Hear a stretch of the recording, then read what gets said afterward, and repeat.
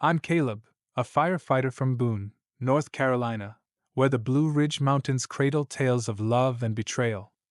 My 3-year romance with Nora was my everything, until her secrets and a hidden pregnancy tore it apart. Ghosted and shattered, I found strength in Sarah, my rock, yet Nora's chaos kept clawing me back. Her desperate pleas, a struggling teen, and a toddler's needs challenged my soul. Every choice, compassion or boundaries, was a fight against the past. Tommy's vibrant sketches, pinned to my fridge, lit my path through darkness. From wildfires to hospital rooms and runaway nights, I learned to help without losing myself. The mountains showed me freedom lies in choosing who to carry forward. Subscribe and like to join my raw, resilient journey. Will you hike this trail with me? I'm Caleb, and this is my story, a winding tale of love, betrayal, and the hard-won peace I found in the misty embrace of Boone, North Carolina, where the Blue Ridge Mountains stand as silent witnesses to life's triumphs and heartbreaks. It's about my 3-year relationship with my ex-girlfriend, Nora, the unraveling of trust, and the unexpected ways our lives stayed entwined long after I thought I'd closed the door. Told from my perspective, this is a journey that grips you with its raw honesty, pulling you through the fog of human choices and the clarity they eventually bring. It's not just a breakup story, it's about resilience, compassion, and the boundaries that define who we become. Nora and I met at a music festival in Boone when I was 32, a firefighter with the local department, and she was 29, a part-time barista and aspiring artist. Her vibrant energy and crooked smile drew me in, and we bonded over kayaking on the New River and late-night bonfires. Our relationship wasn't perfect. Arguments about my long shifts or her overspending flared up, but we patched things up with honest talks and shared dreams. We weren't flawless, but I thought we were solid, planning a future in our small mountain town. That is, until the cracks began to show. 2.5 years in, Nora changed. Her phone, once left carelessly on the counter, was now glued to her hand, screen angled away from me. She snapped over small things, my muddy boots, my teasing about her coffee addiction. One evening, I asked if she was okay, and she bit back. "Why do you always think I'm hiding something?" Her defensiveness was new, jarring. Her roommate, Lily, mentioned Nora had been nauseous often, blaming stress from art commissions. I chalked it up to her chaotic schedule, but doubt settled in my gut like a stone. One crisp October morning, after a 24-hour shift, I texted Nora. "Want to grab dinner at the tavern?" No reply. I called, but it went to voicemail. She'd done this before, gotten lost in a painting or forgotten her phone. But when I didn't hear from her the next day, or the day after, unease turned to dread. By day 5, I was frantic. I drove to her apartment near the university, a cozy place with fairy lights and a view of the rolling hills. I knocked, called her name, got nothing. Desperate, I texted, "Nora, what did I do? Please talk to me." It showed as read, but no response came. Nora was spiritual, always carrying a journal of poets' quotes. Grasping at straws, I texted, "I'm sorry for whatever happened. Even Rumi said forgiveness heals the soul." Late that night, she replied, "The universe forgives all. Please don't contact me, Caleb." Then another, "I'm so sorry." That was it. She blocked me everywhere, phone, Instagram, even the coffee shop's group chat. I sat in my truck, autumn leaves falling, feeling my world collapse. The next month was a blur of pain. I lay awake, dissecting our last weeks, wondering where I went wrong. Boone's small, so I avoided our haunts, the river trails, the brewery, terrified of seeing her. Friends tried to help, but I was numb, a ghost in my own life. I felt like a fool for believing we'd had something real. 4 months later, I was at the county hospital, delivering a patient from a hiking accident. While signing paperwork, I ran into Jenna, a nurse who knew Nora from the cafe. "How's Nora?" she asked. I admitted we'd split, and her face fell. "Are you helping with the baby?" My stomach lurched. "Baby?" I choked out. Jenna's eyes widened. "She's pregnant," she said. "Maybe 6 months along?" The room spun. It wasn't mine. I'd had a vasectomy at 27 after a health scare. Nora had been with someone else. Driving home along the winding mountain roads, betrayal stung sharper than the breakup. She'd cheated, gotten pregnant, and ghosted me. The woman I'd planned a future with had rewritten our story. I threw myself into work, taking extra shifts to drown the hurt. A counselor helped me untangle the anger, and slowly I rebuilt. I met Sarah, a cheerful park ranger, at a community cleanup. Her grounded wit was a breath of fresh air, and we started dating, taking things slow. A year and a half later, I was in a good place. Sarah and I were talking about a road trip, maybe a proposal. Then, strange text came from an unknown number. Wishing you peace, or healing comes with time. I ignored them, suspecting Nora. One evening, after a shift, I found a note under my truck's door handle in Nora's spiky handwriting. Caleb, please meet me. I'm so sorry. Curiosity warred with caution, but my mom's advice echoed. If someone breaks your trust, they don't get to break your spirit. I blocked the number and moved on. But Nora wasn't done. A week later, I pulled into my driveway and saw her by her rusty hatchback, looking worn, hair in a messy braid. I tried to walk past, but she called. Caleb, wait. Her voice shaky. I stopped, reluctantly. What do you want, Nora? I asked, cold. She broke down, words spilling. She was sorry. The baby's father was a college ex who'd reappeared during a fight we'd had. She'd been scared, didn't know how to tell me, so she'd cut me off. He'd left when she told him about the pregnancy. Now she was struggling. Her barista job couldn't cover rent, and she was facing eviction. She'd taken in Lily's teenage brother, Tommy, after Lily moved away. She begged for help, then, quieter, asked me to take her back. You were the only one who cared, she whispered, tears falling. The mountain air was sharp, and I felt a storm inside. I was livid. She'd betrayed me, lied, and now expected me to fix her mess? But Tommy, the shy 14-year-old I'd met, tugged at my conscience. I hated the thought of him suffering. Nora, I said firm, you chose this. I'm not your fallback. I handed her $60, all I had. Buy food for the kids. Go to your sister's in Asheville. She's always said you're welcome. She clutched the money, pleading. We could try again. I still love you. Her words stung, but I'd fought too hard to rebuild. Leave, Nora, I said. This is over. She drove off, crying, into the twilight. Months later, I heard Nora had moved to Asheville, working toward a teaching certificate. I didn't reach out. Some doors stay closed. Sarah and I married last summer, a small ceremony by the river, mountains as our backdrop. I'd learned letting go isn't weakness, it's strength. But life had more to say. 6 months after Tommy returned to Nora, I was at the fire station when Lily texted. Nora's in trouble. Can we talk? I met her at a diner, where she looked frazzled. Nora's in over her head, she said. She's working part-time at a daycare studying, but she's barely scraping by. Her sister kicked her out after a fight. She's couch surfing with the kids. Tommy's acting out, skipping school. I asked why she was telling me. Because you're the only one she listened to, Lily said. Tommy talks about you. Says you didn't treat him like a burden. Driving home, Tommy's face haunted me. Sarah suggested helping with boundaries. I texted Nora. Heard you're struggling. I'm not getting involved, but I want to help Tommy.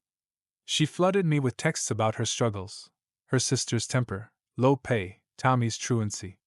I cut her off. This is about Tommy. She listed his needs: school supplies, shoes, a counselor. I enrolled him in an Asheville youth program, paid $200, and sent a $100 grocery card with a note. For Tommy and your daughter. Don't contact me unless it's about them. It worked for a while. Lily said Tommy was thriving, even drawing like Nora. Nora stayed quiet. Then, one snowy February evening, the social worker called. Nora's been arrested. She'd shoplifted diapers and formula, desperate after her daycare hours were cut. Tommy was at the police station, refusing foster care, asking for me. Sarah and I drove to Asheville through the snow. Tommy, clutching his backpack, cried when he saw me. Nora was in a holding cell, a mess of gratitude and shame when I saw her briefly. "You're too good, Caleb," she sobbed. I didn't respond. We took Tommy temporarily, an emergency placement given my record. He slept on an air mattress in our spare room, slowly warming to Sarah's comic book talks. We enrolled him in school, took him to the station. Nora, out on bail, called weekly about Tommy. 3 months later, she got a teaching assistant job and a room with her sister. The shoplifting charge became a fine. Tommy returned to her, hugging me tight. "Thanks for not giving up on me." Life resumed, but the experience lingered. Sarah and I volunteered with the youth program, mentoring kids like Tommy. Then, one fall day, a letter arrived, Nora's handwriting. Inside was Tommy's sketch of us by the river, with "Thanks for everything." Nora's note said she was getting her teaching license, they were okay, and she was grateful. I pinned the drawing to our fridge, filed the note away. I didn't need her words. I had Sarah, my work, our mountain home, a life built on trust. But the story didn't end there. 6 months later, the social worker called. "Tommy ran away from Nora's. He's headed to you." Nora's progress had faltered. Her part-time job and gas station gig left Tommy neglected. He'd left a note. "Going to find Caleb." I checked the bus station, then the New River Trail, finding him huddled under a tree, sobbing. "Mom's always working or fighting," he said. "You and Sarah were like family." I got him to our cabin, where Sarah met us with cocoa. We let Nora know he was safe. She was frantic, blaming herself. I told her to find subsidized housing and reconnect with the social worker. Tommy stayed a week, helping with chores, tagging along to the station. Nora texted updates, sometimes too personal. "I miss how we were." I ignored those. The social worker found Nora housing, and after 2 weeks, Tommy returned to her new apartment. She hugged him tight, then me. "You've saved us twice," I said. "Just take care of him." Back in Boone, Sarah and I kept mentoring, honoring what we'd been through. A final letter came, Tommy's sketch and Nora's note. "I'm getting my license. We're okay." I pinned the drawing up, filed the note. The Blue Ridge looms outside our window, steady through storms, teaching me that letting go doesn't mean forgetting. It means choosing who you carry forward, and who you leave behind. Sarah and I are talking about a family, a puppy, a future. I've learned compassion doesn't erase boundaries, and the hardest acts of love are the ones that let you walk away stronger. But life, as it often does in these mountains, had more chapters to write. A year after Tommy's runaway episode, I was starting to feel like we'd found a rhythm. Sarah and I adopted a scruffy mutt named Jasper, who loved chasing squirrels on our hikes. My shifts at the fire station were steady, and Sarah was promoted to lead ranger, overseeing trail conservation projects. We were planning a trip to the Grand Canyon, dreaming of wide open spaces and a future with kids of our own. The weight of Nora's chaos had faded, though Tommy's sketch on our fridge remained a quiet reminder of the good we'd done. I thought I'd finally mastered the art of letting go while still caring from a distance.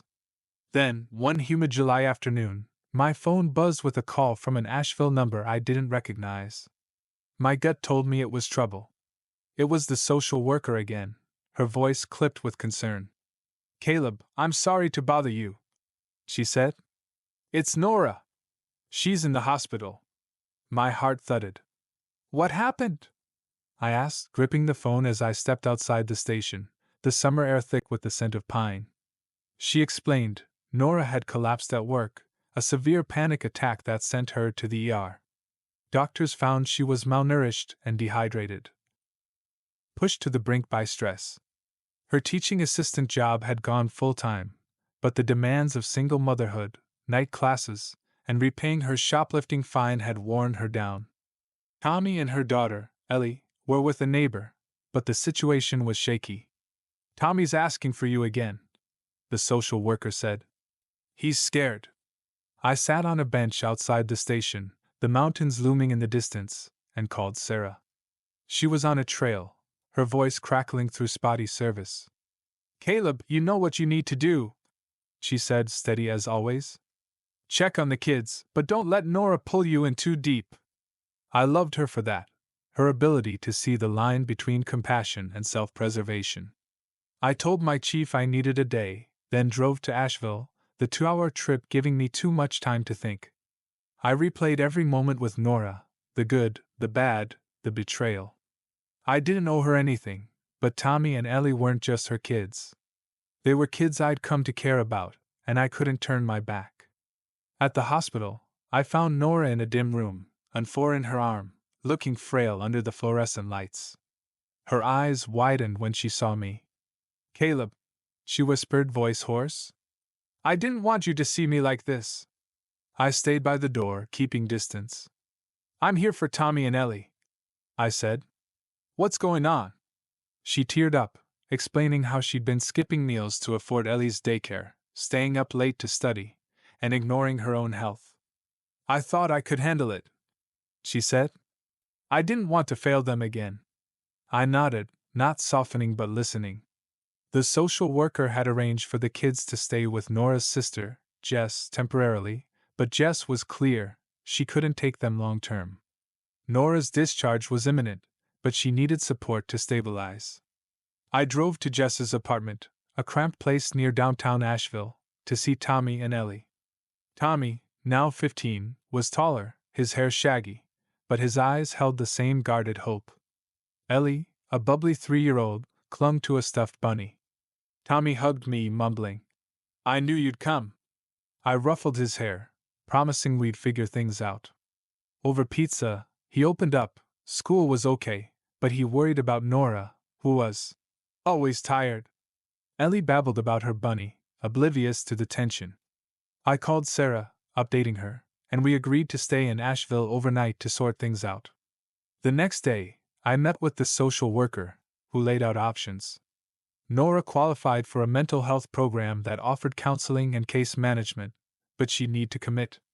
Jess could keep the kids for a week, but Nora had to find a sustainable plan. I sat with Nora at the hospital, her discharge papers ready. "You've got a shot here," I told her, my voice firm but not unkind. "Get help, Nora." "For them." She nodded, tears falling. "I'm trying, Caleb. I swear." I didn't trust her fully, but I saw a flicker of determination I hadn't seen before. I drove Tommy and Ellie to Jess's, promising to check in. Back in Boone, Sarah and I talked late into the night. "You're doing the right thing," she said, "but don't let this become your life." I agreed, setting a mental boundary. I'd help the kids, but Nora's recovery was her own. Over the next month, I called the social worker weekly, learning Nora was attending therapy and had enrolled in a nutrition program. Tommy texted me updates, awkward, teenage messages about school or Ellie's new words. I sent him a sketch pad and pencils, encouraging his art. Then, in late August, Tommy called, his voice shaky. "Caleb, Mom's acting weird again." My stomach dropped. I drove to Asheville, finding Nora at her apartment, pacing, eyes glassy. She'd stopped her meds, convinced she was fine, but was spiraling. Tommy was scared, Ellie clingy. I called the social worker, who arranged an emergency psych evaluation. Nora was admitted for observation, and Jess took the kids again, grumbling but agreeing. Tommy begged to come to Boone, but I knew we couldn't keep taking him. It wasn't fair to him or us. Instead, I spent the day with him, hiking a local trail, letting him vent. "Why can't she just be okay?" he asked, kicking a rock. I didn't have an answer. Just sat with him in the silence. Nora's hospital stay lasted a week. She restarted her meds, and the social worker connected her with a community mentor, a former single mom who'd been through similar struggles. I visited once, keeping it brief. "I'm not giving up," Nora said, her voice steadier. I nodded. "Good. Keep going." Tommy and Ellie returned to her when she was discharged, and I stepped back, hoping this time would stick. Fall turned to winter, and Boone's mountains donned their snowy cloak. Sarah and I hosted a small Christmas party, our cabin filled with friends and Jasper's excited barks. Tommy sent a card, a new sketch of the four of us, including Jasper, by a campfire. Nora's note was short. I'm still in therapy. Got a raise. Thank you. I pinned the sketch next to the others, a gallery of Tommy's growth. Life felt full, but I braced for the next call, knowing it might come. It did in March, but not how I expected. The social worker said Nora had completed her teaching certification and landed a full-time job at an elementary school. Tommy was thriving, even joining the art club. They're stable, she said. Nora wanted me to thank you. I exhaled, a weight lifting. I texted Tommy. Proud of you, kid. Keep drawing. He replied with a thumbs-up emoji, and I smiled. Sarah and I are planning a spring hike, maybe a second dog to keep Jasper company. The Blue Ridge stands firm, a reminder that storms pass, but choices shape us. Nora's journey isn't mine, but helping Tommy and Ellie was. I've learned compassion is a choice, not a chain, and the hardest goodbyes build the strongest futures. Our cabin, our love, our life, it's enough. And in the quiet, I know I'm free. But freedom, I've learned, is a fragile thing, tested by the tides of time and the pull of the past. Spring in Boone brought wildflowers and tourists, and our life bloomed with new rhythms. Sarah's conservation projects kept her out on the trails, while I took on a mentorship role at the fire station, training rookies with the patience I'd honed through years of navigating Nora's storms. Jasper, our scruffy mutt, had become a fixture on our hikes, his tail a metronome of joy. The sketches on our fridge, Tommy's vibrant gifts, faded slightly in the sunlight, but they anchored our home, a testament to the good we'd done. I thought of Tommy often, now a high school junior, wondering how he was balancing art and adolescence. Nora, I assumed, was holding steady, her teaching job a lifeline. I'd mastered the art of caring from afar, or so I thought. But the Blue Ridge, with its ancient wisdom, had more lessons to impart. One April morning, I was at the station, showing a rookie how to check the engine's hoses, when my phone buzzed with a text from Tommy. Can you come to Asheville? It's important. No details, just a raw urgency that sent my pulse racing. My first thought was Nora, another crisis, another spiral. I called him, but he didn't answer, texting instead. It's not bad, I promise. Please? Sarah, when I told her, raised an eyebrow over her coffee. Sounds like a teenager with a plan, she said, her ranger's pragmatism cutting through my worry. Go see what's up. I took a half-day and drove to Asheville, the familiar road a tapestry of memories. Nora's tears, Tommy's hugs, the weight of choices made. I met Tommy at a park near his school, where he sat on a bench, sketchpad in hand. He'd grown again, lanky and awkward, his Spider-Man backpack swapped for a plain black one. Hey, Caleb, he said, grinning. Thanks for coming. I sat, wary but curious. What's this about, kid? He fidgeted, then handed me a flyer for a student art show, his name listed with a piece titled, Family by the River. I want you and Sarah to come, he said, voice low. It's about you guys. I was floored. Tommy, that's amazing, I said, pulling him into a quick hug. He shrugged, embarrassed. Mom's coming too. She's been okay, like really okay. I needed you to see this. He said Nora's therapy was steady, her teaching job stable, and Ellie was thriving in preschool. She talks about you sometimes, he admitted. Not weird. Just grateful. I nodded, processing. We'll be there, I promised. The art show was a week later, and Sarah and I drove down, Jasper in the back seat, his ears flapping in the breeze. The school gym buzzed with students, parents, and colorful displays. Tommy's piece stood in a corner, a large canvas, bold strokes depicting a riverbank with two figures, clearly me and Sarah, a boy, a little girl, and a dog. The colors sang with warmth, the scene alive.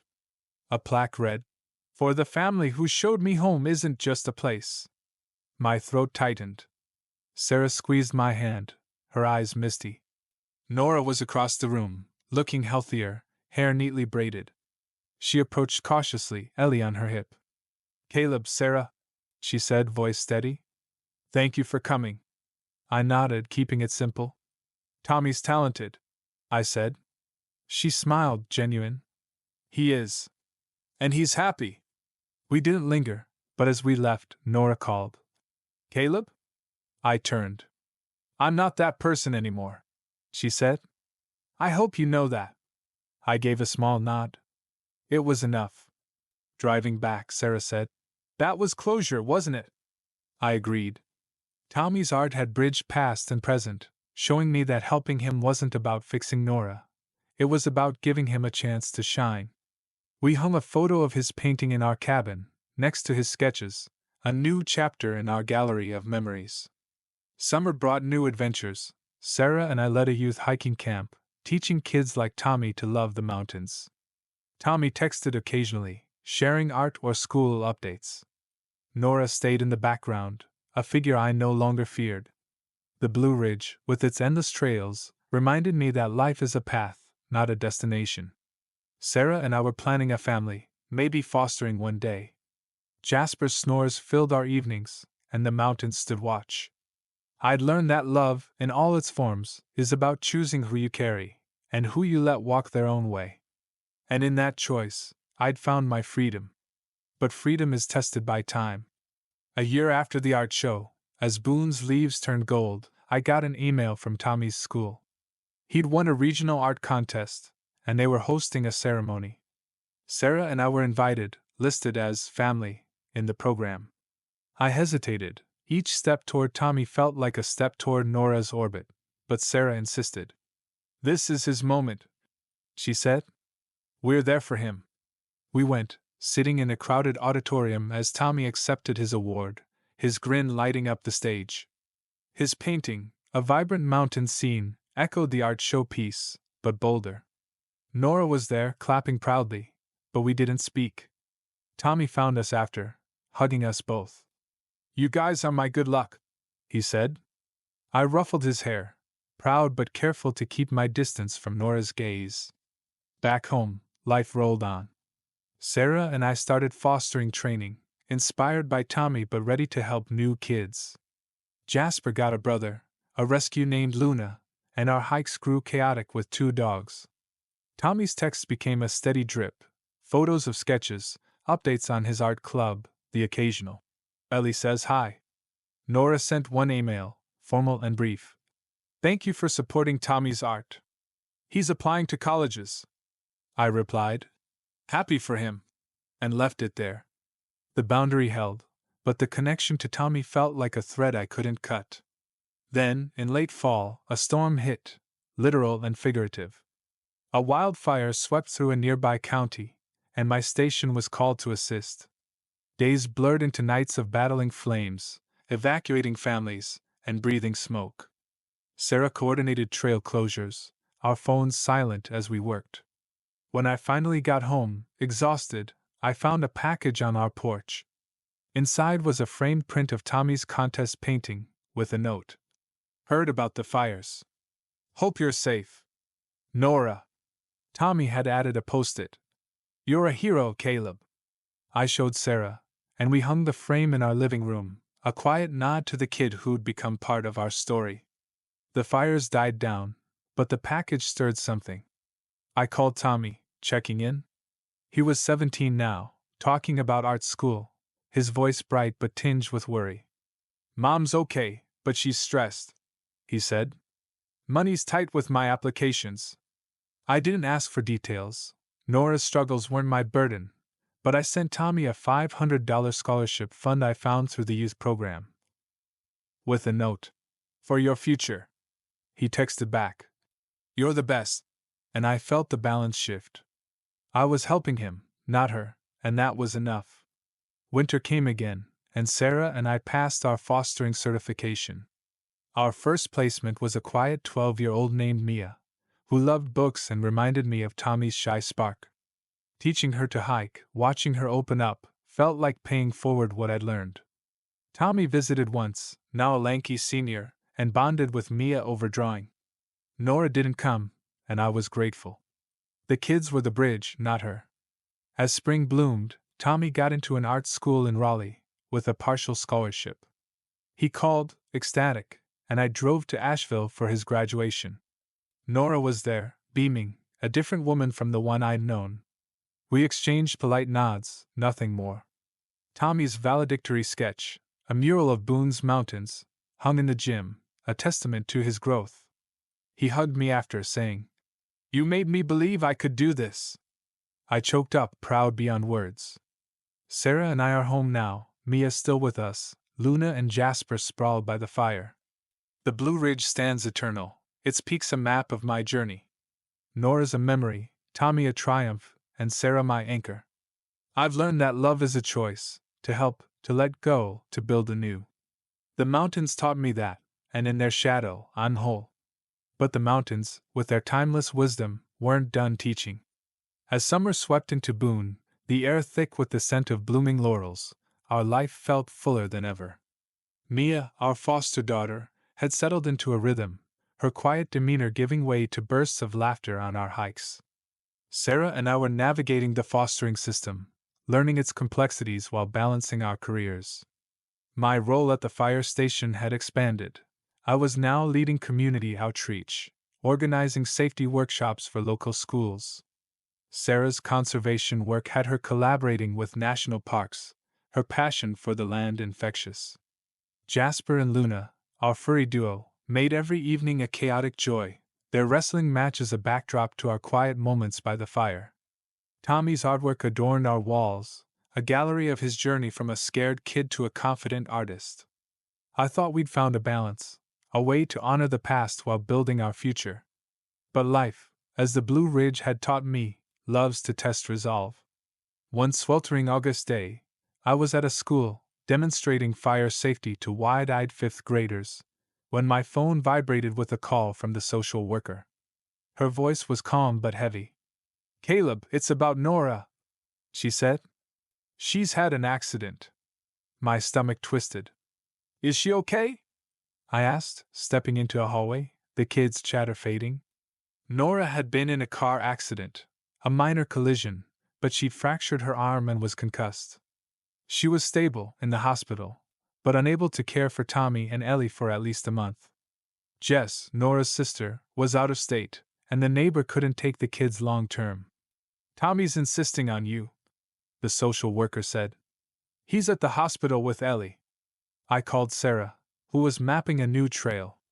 "This feels like a loop we can't escape," I said, frustration creeping in. She sighed, her voice steady through the static. "It's not about Nora, Caleb. It's about those kids. We can handle a month." Her clarity grounded me. I took leave from the station, and we drove to Asheville, the road now as familiar as my own heartbeat. At the hospital, Nora was in a cast, her face bruised but alert. "Caleb, Sarah," she said, voice weak. "I'm so sorry to drag you into this." I kept my tone neutral. "We're here for Tommy and Ellie." "What do they need?" She explained the accident. A distracted driver had rear-ended her, and her recovery plan. "I'll be back on my feet soon," she promised. "I just need help for now." Tommy and Ellie were in the waiting room, Tommy sketching to keep Ellie calm. He stood when he saw us, relief washing over his face. "You came," he said, voice cracking. Ellie ran to Sarah, clutching her bunny. We took them to a nearby diner, letting them decompress over milkshakes. Tommy, now 18, was more mature but shaken. "Mom's trying so hard," he said. "But stuff keeps happening." Ellie, oblivious, drew on a napkin. Sarah and I agreed to take them to Boone for the month, coordinating with the social worker for temporary custody. Back at our cabin, Mia welcomed Tommy and Ellie like siblings, showing Ellie her book collection while Tommy sat up in the spare room. Jasper and Luna were thrilled, tails wagging as Ellie giggled. But the weight of responsibility hit me hard. 3 kids, even temporarily, was a lot, and I worried about Nora's pull. Sarah, ever practical, made a schedule: school, chores, hikes, to keep things structured. Tommy helped with Mia's homework, his art a quiet refuge. Ellie clung to Sarah, calling her Sawa in her toddler lisp. I called Nora weekly, keeping it clinical. Kids are fine.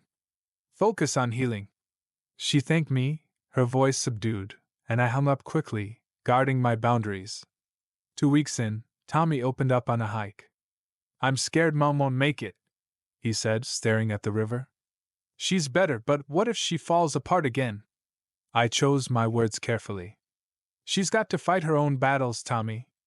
You're doing your part by being strong for Ellie. He nodded, sketching the riverbank as we talked. I sent him a link to a college art program with scholarships, encouraging his dreams. He applied, his focus sharpening.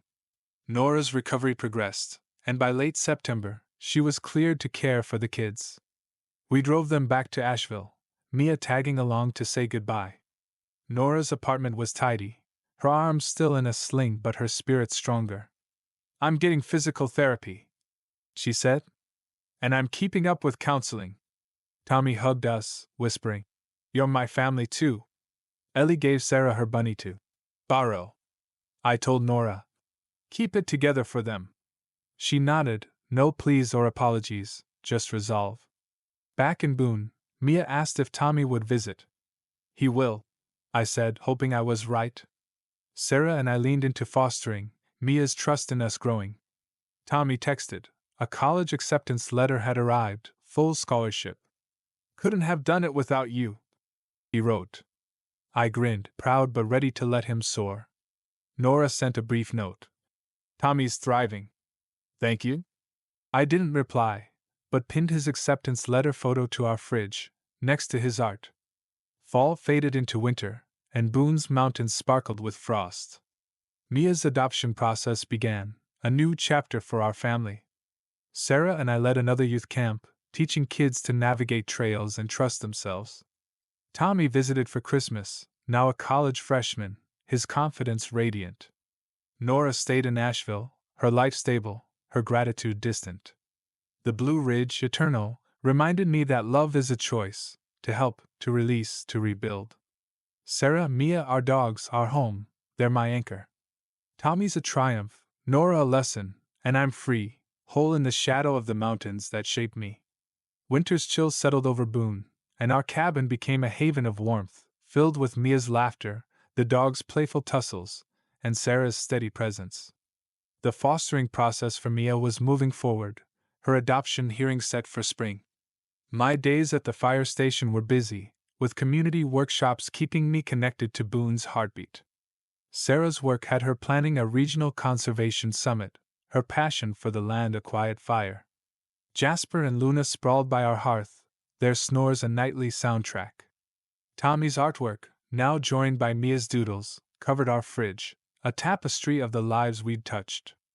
I thought we'd found our stride, a balance between past and future. But the mountains, with their endless cycles, had one final lesson to weave into my story.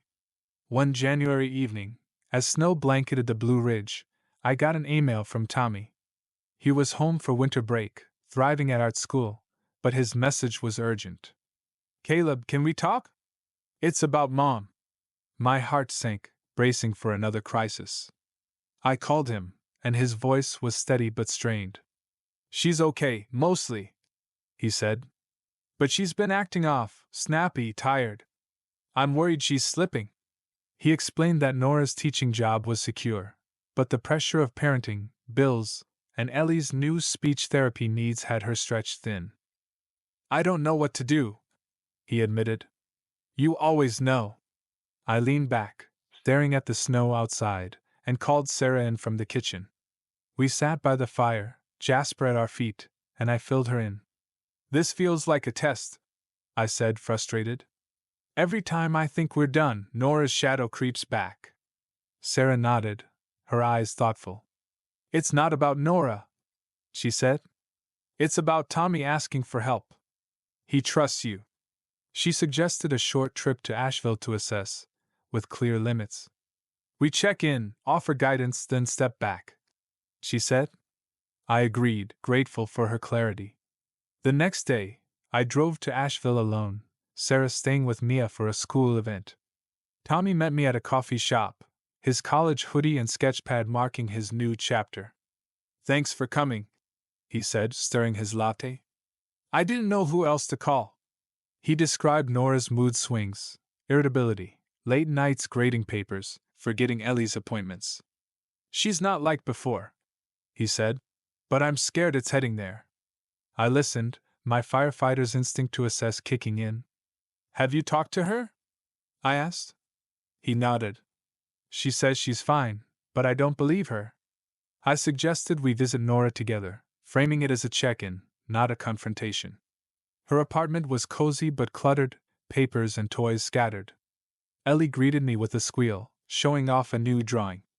Nora looked tired, her arm healed but her eyes heavy.